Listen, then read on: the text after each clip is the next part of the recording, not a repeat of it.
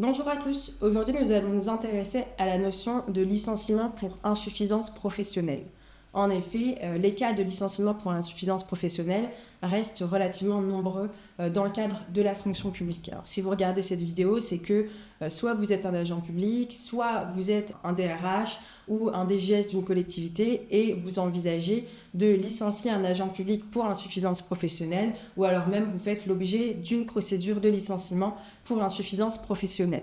Alors, dans un premier temps, on se pose la question de savoir qu'est-ce que l'insuffisance professionnelle. Alors, l'insuffisance professionnelle n'est pas une faute disciplinaire, c'est relativement une incapacité de l'agent à exercer les missions telles qu'elles lui sont dévolues. Donc, pour regarder et pour examiner les choses et savoir si on a une situation d'insuffisance professionnelle, il va falloir regarder la fiche de poste de l'agent, donc, ou votre fiche de poste si vous êtes agent public, et mettre en évidence que vous êtes en incapacité, donc de manière continue, à exercer les missions telles qu'elles sont reprises dans cette fiche de poste. Donc vous avez un certain nombre de missions qui sont reprises dans la fiche de poste. Si vous n'arrivez pas ou vous êtes en incapacité d'exercer toutes ces missions, on peut qualifier cela d'insuffisance professionnelle.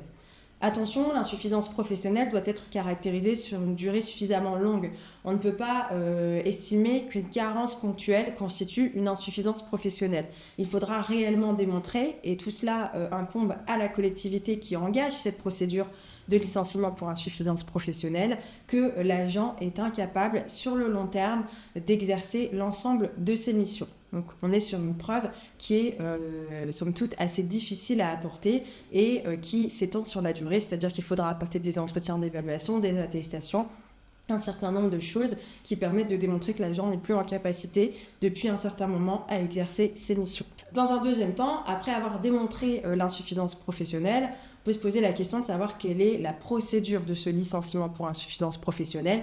Effectivement, dans la fonction publique, on a tendance à penser que le licenciement est impossible, mais il reste envisageable pour ce type de choses, donc en cas d'insuffisance professionnelle. Donc la procédure va démarrer par un entretien préalable où l'objectif est d'entendre l'agent sur ses observations, d'entendre sa défense, puisque peut-être qu'il y a un contexte aussi particulier qui fait que durant cette période, il y a eu une difficulté à exercer ses missions. Dans ce cas-là, on pourrait sortir de l'insuffisance professionnelle.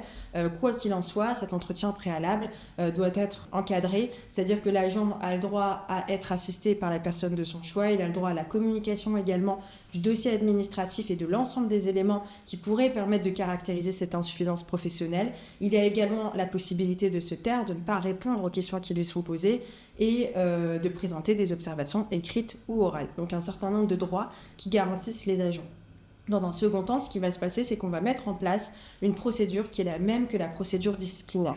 Donc, même si on n'est pas sur une faute disciplinaire, on met en place cette procédure, c'est-à-dire qu'on va avoir une convocation devant la CAP, donc la commission administrative paritaire, qui, comme le conseil de discipline en matière de sanctions, va émettre un avis positif ou négatif sur l'insuffisance professionnelle et le licenciement. À partir de là, l'autorité territoriale ou l'autorité de nomination pourra édicter un arrêté de licenciement pour insuffisance professionnelle.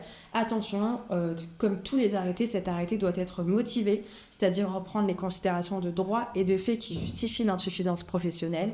Il doit être notifié à l'agent par courrier recommandé ou remise en main propre. Et enfin, cet arrêté peut toujours faire l'objet d'un recours dans un délai de 2 mois, donc un recours gracieux, qui permet de demander à l'autorité de réexaminer la situation, mais également un recours contentieux devant un tribunal administratif, recours contentieux qui peut également être assorti d'un référé suspension, donc référé suspension que nous avons vu dans une autre vidéo, mais quoi qu'il en soit, toujours un risque de contentieux en matière de licenciement pour insuffisance professionnelle. Ainsi que vous soyez agent public ou une collectivité qui met en place une procédure de licenciement pour insuffisance professionnelle, si vous avez des questions sur la qualification de l'insuffisance ou encore sur la procédure, n'hésitez pas à contacter le cabinet pour sécuriser votre procédure ou encore pour contester l'arrêté si vous avez fait l'objet de cet arrêté. Nous saurons vous guider et vous conseiller sur la marche à suivre.